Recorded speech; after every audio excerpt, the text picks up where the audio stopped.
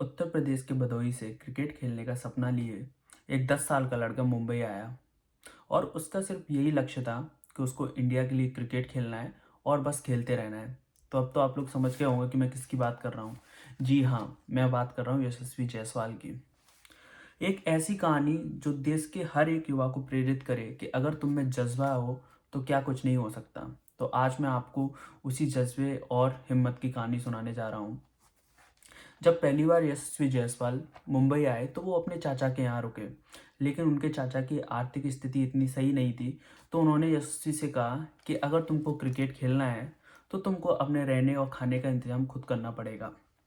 और यहाँ से शुरू होती है कहानी उनकी हिम्मत की, कि कैसे वो मुंबई के आज़ाद मैदान के साइड में टेंट में रहे, चाहे ठंड हो, चाहे बारिश हो, चाहे गर्मी हो।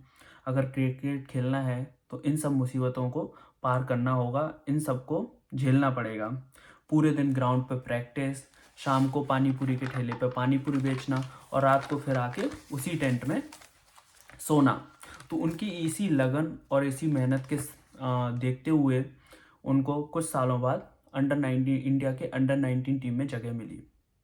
तो सन 2020 में अंडर 19 में उनकी परफॉर्मेंस, शानदार परफॉर्मेंस के बाद आईपीएल में राजस्थान राजस्थान रॉयल्स टीम ने उनको मौका दिया। हालांकि 2020 में उनको कुछ ज़्यादा खेलने का मौका नहीं मिला, सिर्फ 3 मैच खेलने का मौका मिला।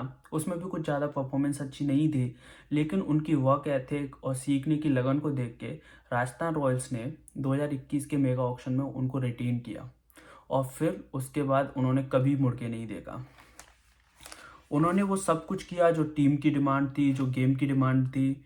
चाहे वो आईपीएल में टीम को ताबड़तोड़ ओपनिंग पार्टनरशिप देनी हो, चाहे सबसे फास्टेस्ट हाफ सेंचुरी मारने का, 13 बॉल में अर्धशतक मारने का रिकॉर्ड हो, वो सारे रिकॉर्ड्स तोड़े जो उनकी टीम को ज़रूरत थी और जो उनकी गेम को ज़रूरत थी। और उसके इन्हीं सारी परफॉर्मेंस के चलते उनका इंटरनेशनल डेब्यू हुआ इंडिया के लिए, क्रिकेट के सबसे टफेस्ट फॉर्मेट में। जी हाँ, टेस्ट क्रिकेट में। तो उन्होंने इंडिया के लिए अपना इंटरनेशनल डेब्यू किया टेस्ट क्रिकेट में 12 जुलाई 2023 को। और उन्होंने अपना इंटरनेशनल डेब्यू किया अपने शतक के साथ अगेंस्ट द वेस्ट इंडीज़। और फिर अपने डेब्यू से लेके अभी तक 2 साल के अंदर जितना भी उनके परफॉर्मेंस में इम्प्रूवमेंट आया है, उसका कारण है सिर्फ उनका वर्क एथिक और डिसिप्लिन।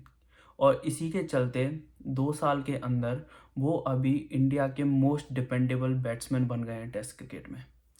अगर मैं T20 क्रिकेट की बात करूं तो उनका T20 क्रिकेट में इंडिया के लिए जो डेब्यू हुआ था वो हुआ था 8 अगस्त 2023 को अगेंस्ट द वेस्ट इंडीज़। और फिर उसके बाद से लेके अभी तक उनको जितने भी मौके मिले हैं खेलने का, उन्होंने कभी भी मौके को जाने नहीं दिया है और बहुत ही अच्छे से खेला है। और अब सिंस रोहित शर्मा ने रिटायरमेंट ले लिया है T20 क्रिकेट से, तो मुझे लगता है कि कुछ समय में जो अपने यशस्वी जायसवाल हैं वो इंडिया के लिए फुल टाइम ओपनर बन जाएंगे T20 क्रिकेट में भी। उनका अभी तक ओडीआई में डेब्यू नहीं हुआ है, लेकिन मुझे लगता है कि जो अभी चैंपियंस ट्रॉफी आने वाली है, चैंपियंस ट्रॉफी 2025, उसमें उनका डेब्यू मोस्ट प्रोबेबली होने वाला है। और वो इस तरीके के प्लेयर हैं कि मुझे लगता है कि अगले 10 से 15 साल तक वो इंडिया के लिए ऑल फॉर्मेट में खेलने वाले हैं। उनके छोटे से इंटरनेशनल करियर की कुछ हाइलाइट्स, जैसे कि इंग्लैंड के अगेंस्ट जो सीरीज़ हुई थी टेस्ट क्रिकेट सीरीज़ 2024 में, उसमें हाईएस्ट रन स्कोरर थे।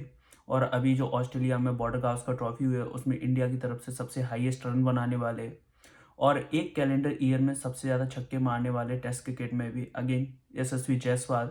और T20 वर्ल्ड कप विनर, जो T20 वर्ल्ड कप हुआ था 2024 का, प्लस एशियन गेम चैम्पियन। तो इतने छोटे से करियर में उन्होंने बहुत सारा चीज़ें अचीव कर ली हैं, लेकिन मुझे लगता है अगला जो दशक आने वाला है वो यशस्वी जायसवाल का दशक होने वाला है।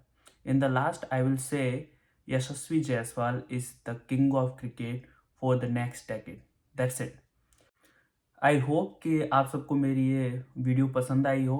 अगर आप लोगों को पसंद आई हो तो please like share and subscribe करें और ऐसे ही मुझे सपोर्ट करते रहें। तब तक के लिए बाय बाय।